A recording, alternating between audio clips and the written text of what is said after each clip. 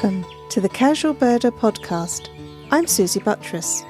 As a casual birder, I take pleasure in watching the wild birds around me, wherever I am. In my show, I share the joy of birding. I tell you about the birds I've seen, speak with experts and enthusiasts, go on bird outings, and I share stories from birders around the world.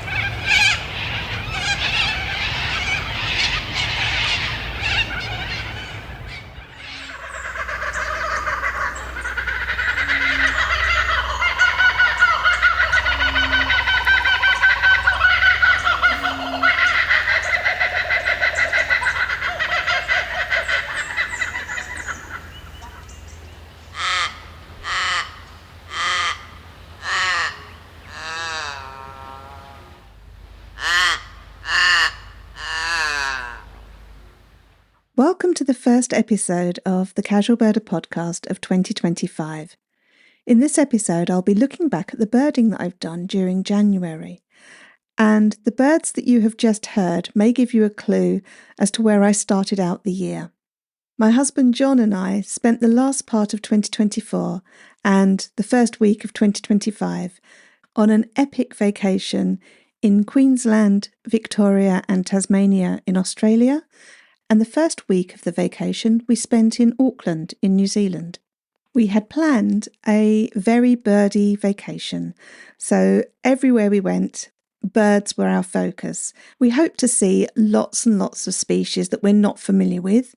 We also wanted to spend time just really getting to know the birds, so it wasn't just a case of wanting to tick off as many species as possible. We wanted to take things slow, to learn about the species that were around us.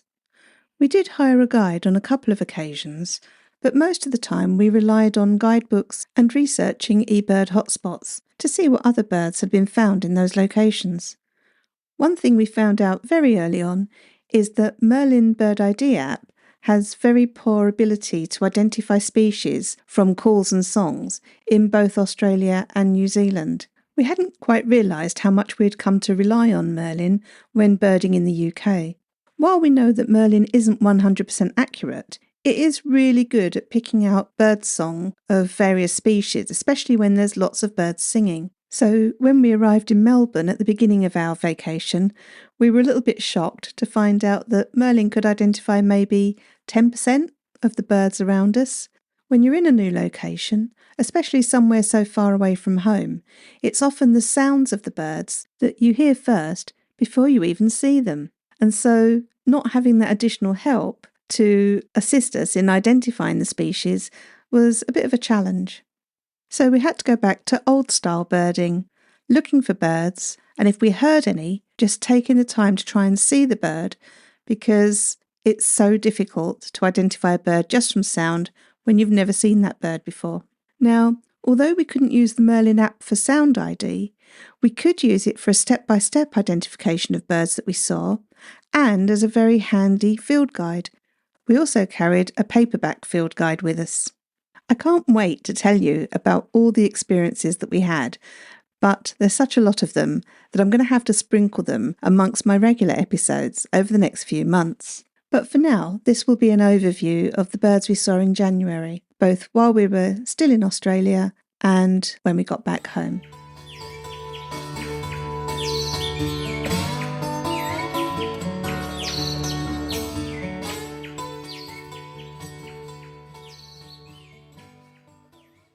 At the beginning of each month, I note the first bird I've heard and the first bird I've seen. Being as January is the start of a new year, there's also the excitement of wondering what my first bird of the new year will be. Over New Year, We were staying on Bruny Island in Tasmania. Our accommodation was rented through Inala Nature Tours. We stayed in Lyanna Cottage, which is on its own piece of land, has a view to the sea, and has a pond with a private hide. Given that I'm the sort of birder who is quite lazy, likes to just hang around wherever we're staying to see what birds are there, having a hide we could go to and just watch what birds turned up to feed and bathe was very exciting. We had spent New Year's Eve afternoon at the hide just to see what turned up. The reason I mention this in this episode is because as we were walking back to the accommodation following our birdwatch, we saw 2 kookaburras in the garden of the property. Now, that was the closest views we'd had of kookaburras, and it was amazing to watch such an iconic Australian bird and see how they behave. Although I've seen kookaburras before, I've not really been able to just stop and watch them. These were the species called laughing kookaburra. They're quite a large bird, probably about the size of a crow, and is a member of the kingfisher family.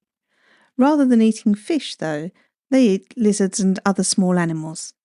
And like the kingfishers we might know in the UK, will sit on a branch, looking for movement, and then fly down and grab their prey. They were sitting quite closely together, and we think it was probably a male and a female, and they did their call, which does sound like laughter, and you can't help but smile when you hear it.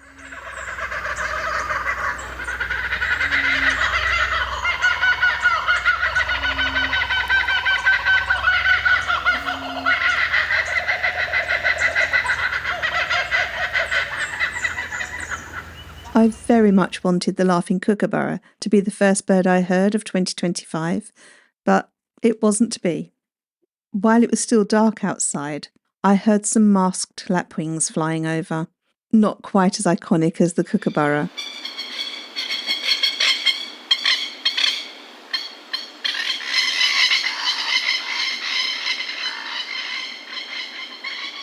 The first bird I saw was a forest raven. Now, these have amazing calls. I just love listening to them. And we were so lucky to have quite a few of them around the accommodation.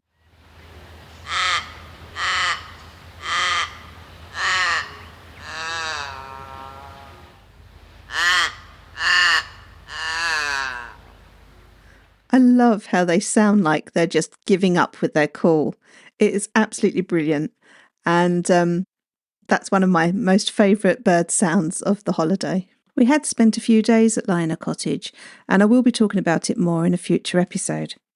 But the 1st of January was unfortunately the day we were moving on to Mount Field, also in Tasmania, and leaving Bruny Island.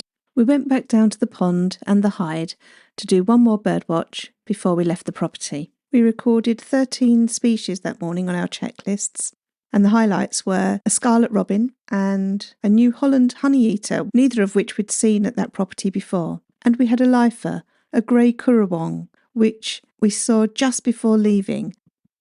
From Bruny Island, we headed to Mount Field, where we were spending a couple of days.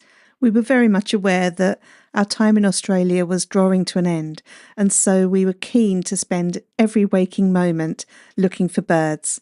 We had a couple of days staying near Mount Field National Park, which gave us the opportunity to see more forest species.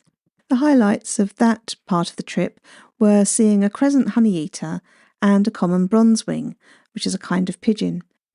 The crescent honeyeater turned out to be my 1,000th bird species ever spotted, so that was quite exciting. That might change because there's still a few birds that we're not totally sure of the identification of that we saw earlier in the holiday. And so the actual 1,000th bird might change once we've identified those. While we were staying in that area, we were very conscious of the presence of sulphur-crested cockatoos that would fly over, calling noisily. As we came down one of the mountain drives, we stopped off at a lookout point, and a sulphur-crested cockatoo landed in a tree above us and started calling out across the valley. And its call just carried and carried. It's quite raucous, quite loud. And this is another one of the birds that I shared the sound of at the beginning of the episode.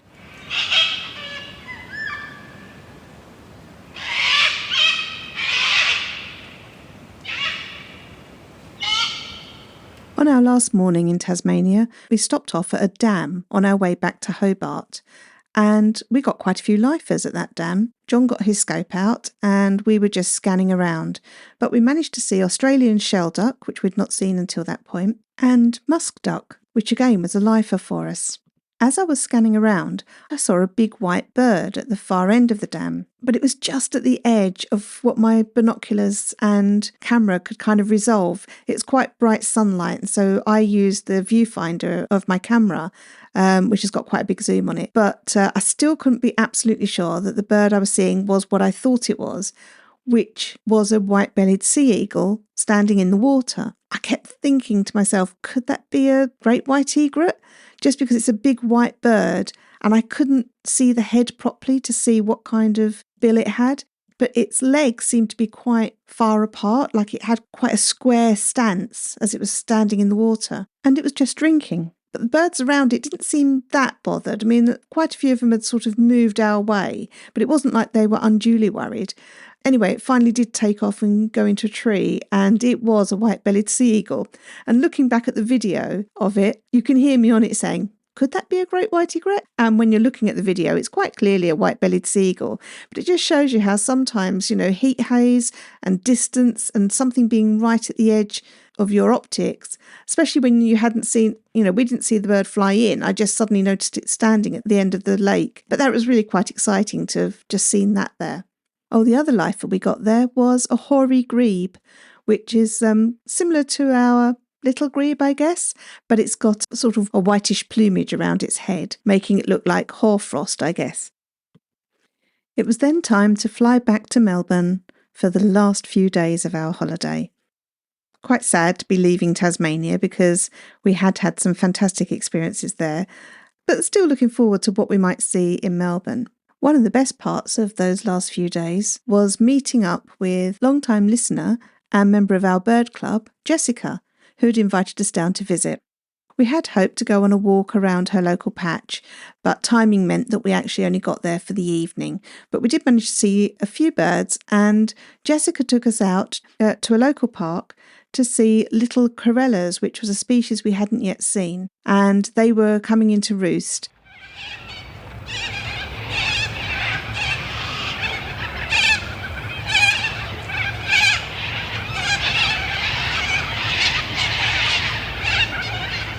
An added bonus to that was on our way to the park, Jessica pointed out, and we stopped, to see some kangaroos in a pasture.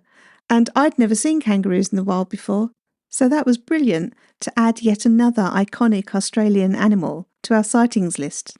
I'd just like to thank Jessica and her mum for making us a gorgeous dinner and dessert, and just making us feel so welcome. It was really lovely to meet you both. The next day, we met up with Kirsty from the Weekend Birder podcast. Kirsty took us out to one of her local wetland reserves, and it was an absolutely brilliant walk. Being with someone so knowledgeable really opened our eyes to the species around us. We saw 5 lifer birds with Kirsty: freckled duck, pink-eared duck, and hardhead, another kind of duck, white-plumed honeyeater, and Australian reed warbler, which potentially we had heard earlier in the holiday, but without someone to assist us by helping us with the identification of a sound, it was one of those that got away. But luckily, we got it with Kirsty. I'm just going to sing Kirsty's praises for a moment because she was amazing. Not only did she take us around this park and share her knowledge with us, she helped us out for the next couple of days of our holiday where, through an administrative error, we lost the accommodation that we were due to stay in. And Kirsty came to our rescue by suggesting a town to the north of Melbourne called Bendigo, which wasn't on our radar at all. She shared with us her knowledge of the birding spots there that she'd built up by visiting it herself.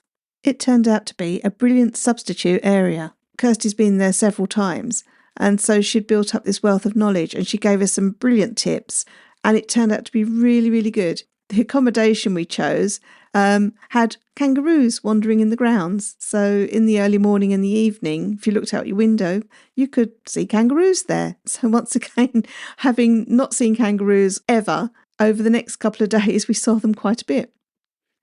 Another bird sound I shared at the beginning of the episode is that of the noisy myna, and at this accommodation we had quite a few of them around.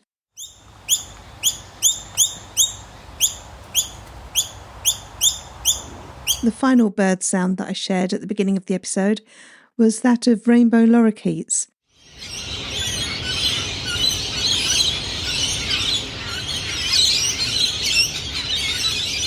Rainbow lorikeets were a bird we saw in pretty much all the locations we went to. They're really highly coloured birds, a beautiful purple, orange, green. It almost looks like a child has coloured it in. They're really noisy as well. They're gathering big groups, especially when they're coming in to roost in the evenings. Despite the fact they're so noisy and so colourful, it's sometimes difficult to actually see them in the trees because they're so surprisingly well camouflaged against the leaves and the flowers of the trees they feed in. So in the Bendigo area, we gained another 18 lifers, quite a few honey-eaters, spotted pardalote, which was the third pardalote that we saw while we were away, which we were very pleased about, 2 further species of wood swallow. We'd seen white-breasted wood swallow when we'd been up in Daintree, so we were quite pleased to pick up 2 more species of wood swallow. And a very special species that we saw was a white-winged chough. This bird is not a member of the crow family, as you might have suspected. It is a crow-sized bird, all black, with some white on its wings that can be seen when the wings are extended. It travels in family groups, and we saw it by chance. We were in a small woodland, and I heard an unusual call, and I stopped and looked around just as this small, I think about 5 or 6 birds, came into the trees above me. And their call is really strange. It's kind of like a descending whistle, but quite haunting.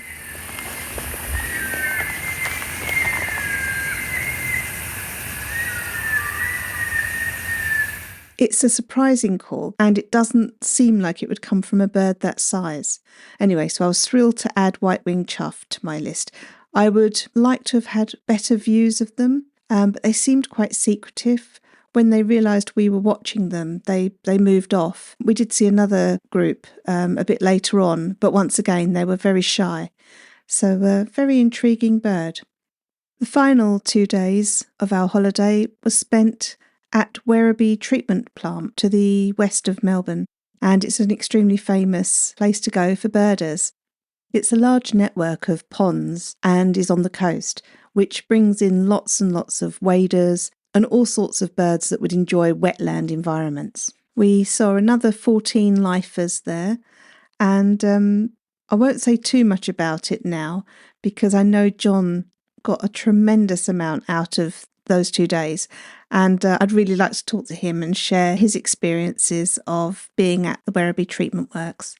I think my best birds from those last days were seeing a fairy martin, which we had thought we'd seen previously, but hadn't, and then we finally saw it. A broga, which is a type of crane, whiskered tern, yellow-billed spoonbill, straw-necked ibis, and really nice views of golden-headed cisticola. And my very last new species of Australia was an Australian hobby that flew through above some waders. I saw 280 species while in New Zealand and Australia, and of those, 243 were lifers.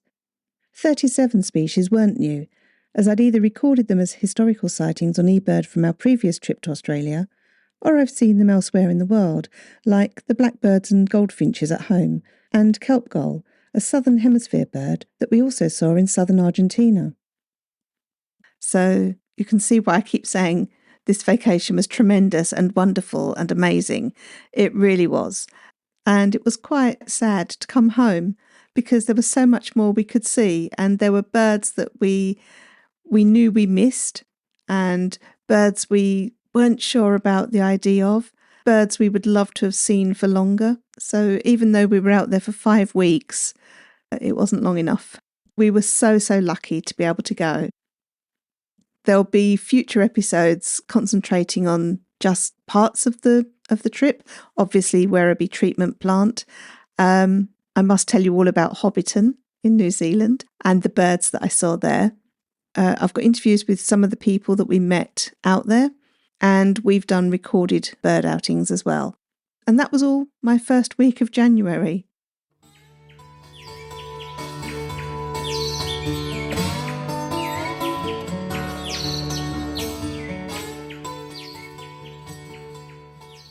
Back in the UK, we landed at Heathrow to a cold, frosty morning.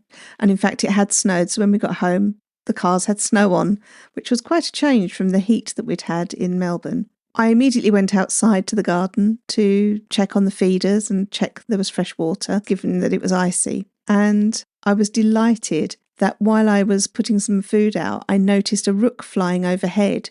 And it noticed me, and it circled the garden twice. So I threw some suet pieces out onto the lawn. And although it didn't come down while I was there, as soon as I went indoors, it came down and got some. I don't know if it's my friend Rooksy, but it was nice to know that after being away for so long, the rooks hadn't forgotten me. We were pretty jet-lagged when we got home, so despite John wanting to go out birding, I couldn't manage it, and for the first week back, I pretty much only looked at my garden birds. Due to bad weather, I didn't manage to get out birding at all until the last weekend of January, which was the weekend of the Big Garden Birdwatch. Our local RSPB group had organised some walks in a local park in the centre of Basingstoke. I'd never been to that park, despite having lived here over 20 years. And so it was a great opportunity to explore the park with a knowledgeable birder. The walk was led by Peter Hutchins, who leads a lot of our local RSPB walks. We went on the early walk and it was a very cold morning, but it developed into a really beautiful day with blue skies, a lovely sunrise, and you could start to feel the warmth of the sun. Apart from me and John, we were joined by Nikki and her two daughters, Emily and Sophie. Peter is an extremely experienced birder and has an absolute talent for spotting birds by sight or sound, despite the noise of the traffic driving past the park. Highlights of that walk were a grey wagtail that sped through the park. Luckily it did stop, but Peter picked it up on just a tweet or so of it as it flew over. A flock of siskins in the alder trees, and we were really surprised to see those so close to the centre of town, and something we certainly didn't expect to see.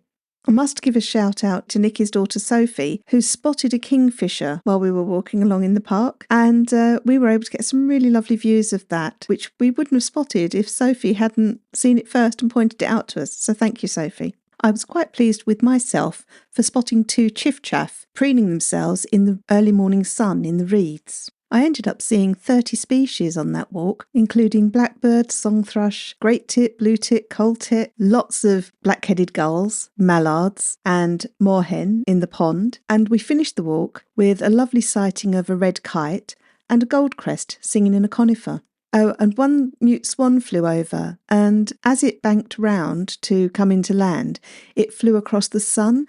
And I just had this wonderful memory of seeing this beautiful bird with its wings outstretched being backlit by the sun. It was a lovely walk, and I was really thrilled with the number of species we saw, which gave a big boost to my January bird list. So I'll definitely be going back to that park during the year, just to see what other species we might see as the year progresses.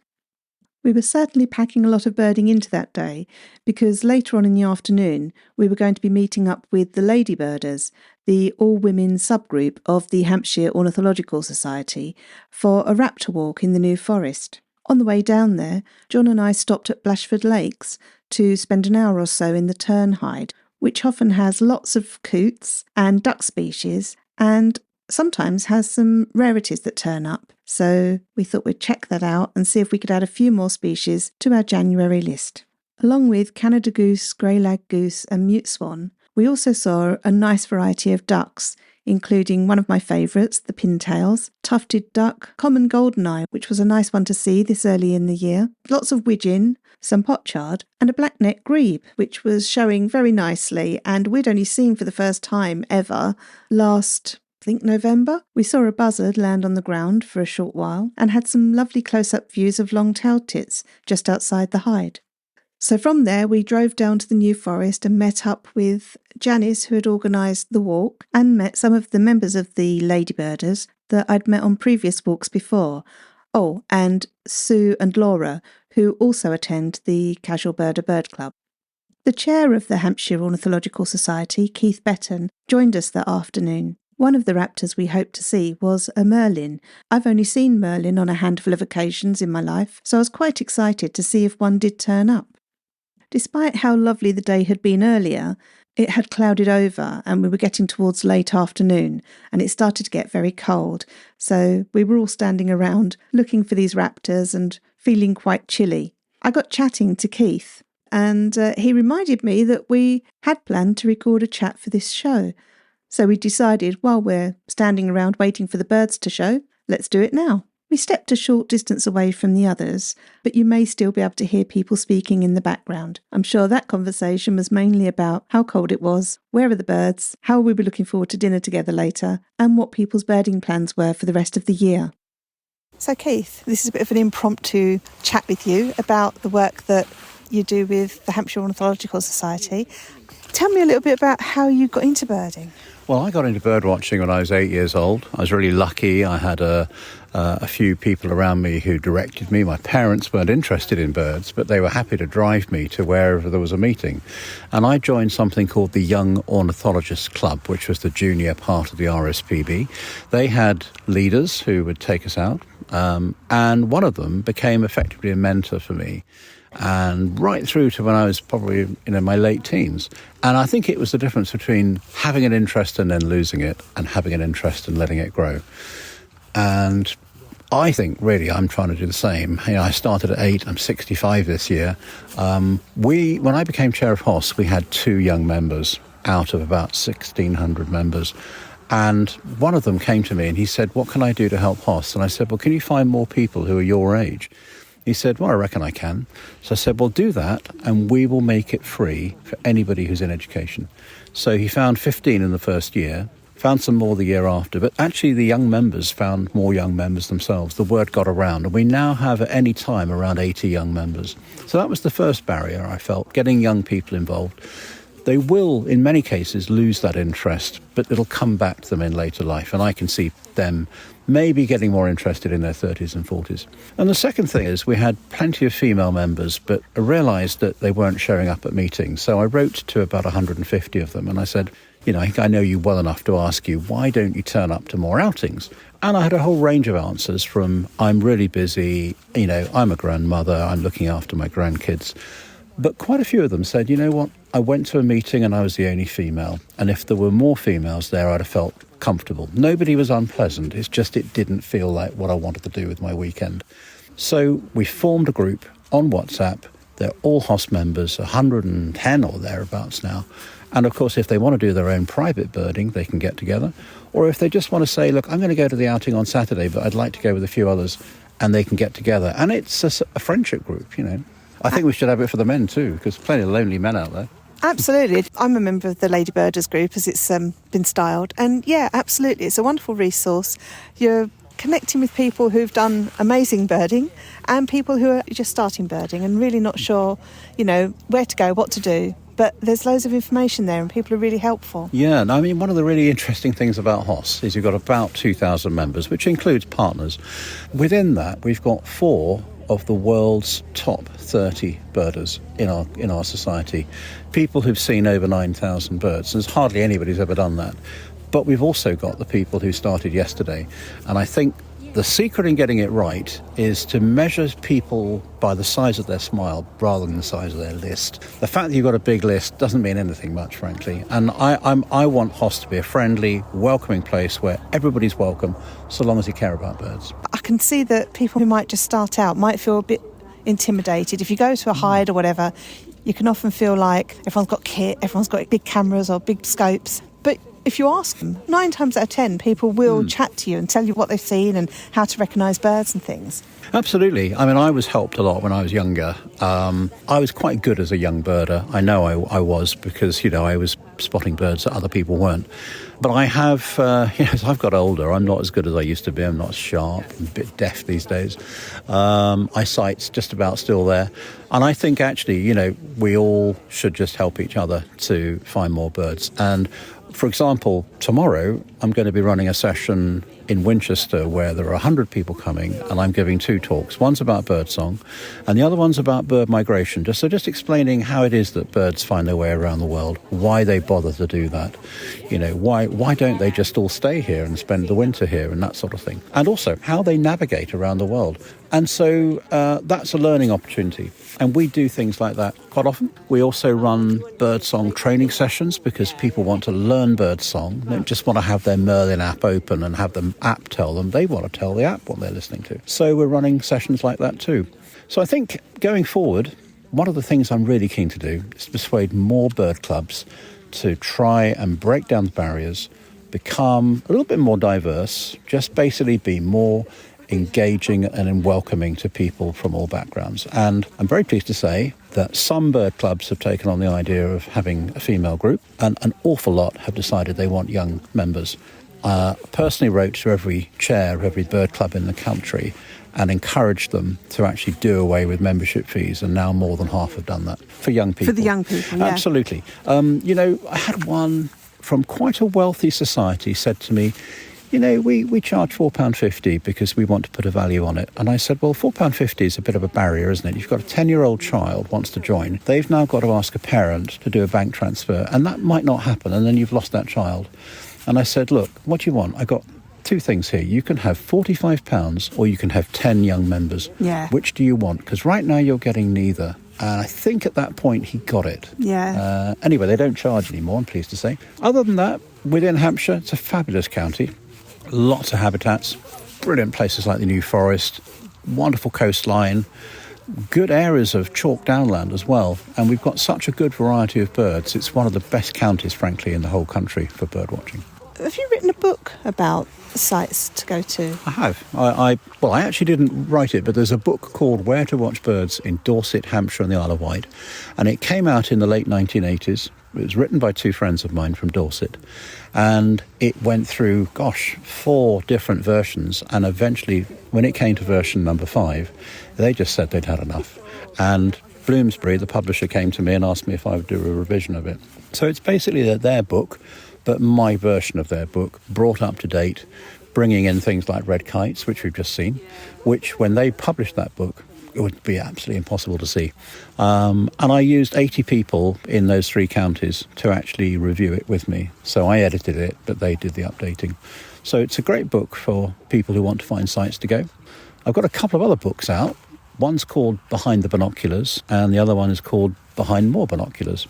And each of those is a series of interviews with about 20 people like Chris Packham and Bill Oddie, people who have an interest in birds but also an interest in life.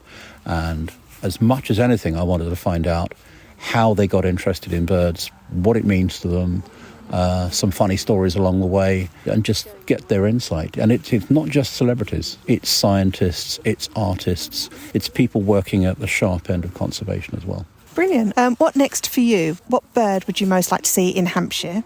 And what are your plans for this coming year? Gosh, I would think it would be something quite bizarre like puffin or Manx shearwater, because, we have the Isle of Wight sitting off the end of Hampshire. And so if you're a puffin and you're flying along the coast from Devon going east, you're probably going to fly around the south side of the Isle of Wight, completely past Hampshire. You're not going to go down the Solent. So I've never seen one in Hampshire, and same, I haven't seen a Manx shearwater. So those would be 2 I'd like to see. Next for me, well, I've just got back from a very nice trip to Costa Rica, and I'm going off to China in 3 weeks' time. And I'm going to be travelling for a month in China, mainly the south of China, looking for some rare birds, including pheasants. Later in the year, I'm going to go to Brazil. I've just also had a couple of trips to Brazil this autumn, so I am actually trying to see as many birds as I can before I become too decrepit. I'm not far off that 9,000 mark. I've got 100 to go. Wow. I should get there this year sometime. Yeah. Oh, fantastic. Oh, well, we wish you luck with that. Look forward to hearing some more of your stories. And thank you so much for talking with us and for leading such wonderful walks as well and encouraging people to get out into nature and go birding. Thank you, Susie. Well, we've got a cold day and we're looking for birds of prey, and I'm hoping soon we might see a merlin come dashing through chasing a meadow pipit. That would be fantastic. Thanks so much to Keith for speaking with me. I'm sure we'll be hearing from him again on the show. He has so many stories to tell. In the end, no merlins were seen, but we did see a red kite and saw a beautiful sunset. So while it might not have been what we were hoping for from a birding outing, it was a great way to socialise with others who enjoy birding. A lot of us went on to a pub afterwards for a meal and to carry on the conversations. Always lovely to meet up with the ladybirders, and I look forward to many more walks this year. On the Sunday, I spent an hour recording my garden birds for the Big Garden Bird Watch. Despite the previous day being sunny, calm and clear, Sunday brought stormy weather. I only recorded 2 species during my hour, 4 wood pigeons attracted by the fresh seed I'd put out, and a magpie, and they all found it quite challenging in the wind. It's always disappointing when, during the hour of the survey, you don't see your usual complement of garden birds.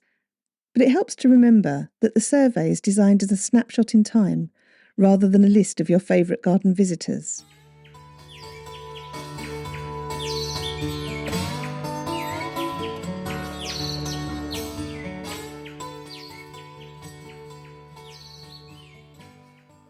I'd like to give a shout out to 2 of my podcasting buddies. Hannah from Hannah and Eric Go Birding recently celebrated 100 episodes of Women Birders Happy Hour, a fantastic show where she interviews women birders from around the world. I highly recommend it, so do go and check it out. And many congratulations to Kirsty, who hosts the Weekend Birder podcast and who has also reached her 100th episode. I've already sung Kirsty's praises earlier in this episode, but do go and check out her podcast. She does a wonderful deep dive into lots of the Australian bird species and covers some great topics. I really enjoy listening to her show and I have learned so much. I know how much dedication, passion, effort and time it takes to produce a podcast episode, so to have reached your milestone 100th episode is a brilliant achievement. Many congratulations to both of you. Links to both Hannah's and Kirsty's shows are in the episode notes, so go and click on them and listen to their shows too. Another of my podcasting buddies, Harry from Podcast Junkies, interviewed me recently.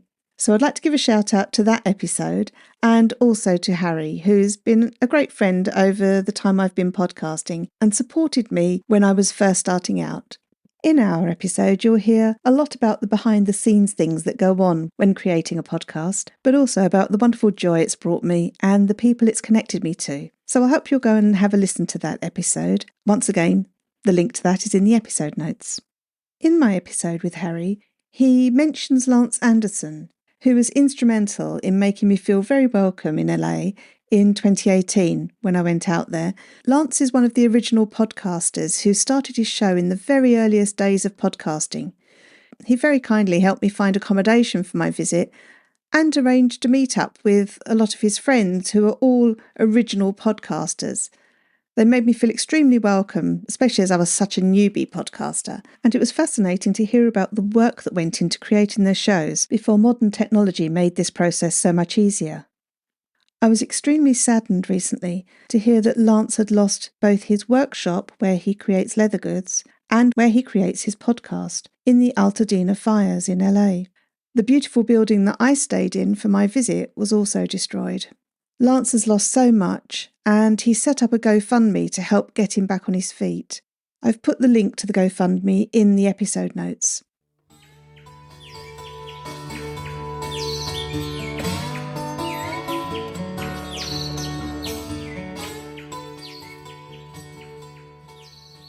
My thanks to Mike and Annika for supporting the show on Ko-fi by buying me a virtual coffee. Mike said, "Thanks for everything you do to bring like-minded people together to share their passion about birds. Love the podcasts and the monthly club chats. Mike is a member of the Casual Birder Bird Club, and if you want to know more about that, check out the links in the episode notes. Community is important to me, and I never realised when I started the show how many awesome people I would come into contact with because of it. We've built a lovely community in our Facebook group, but it's now time to move somewhere different. So this leads me on to some very exciting news. we're building a new community space on a platform called Circle. Many of the most active participants in the Facebook group and in our bird club have joined the new community as founder members, and already it's turned into a lovely new space that allows us to share our experiences, recommendations and tips about all aspects of birding, and where we can share the joy of our birding moments with others who are supportive and excited to hear our stories. The Casual Birder community will be opening to new members at the end of February. To find out more about it and to register your interest in being part of the online community, sign up at the link in the episode notes. My thanks to Randy Braun for designing the artwork for the show. The theme music is Short Sleeve Shirt by The Drones. Thanks to them for letting me use it. Check out their website at dronesmusic.net. Thank you all for listening, and I hope you'll join me again for another episode of the Casual Birder podcast.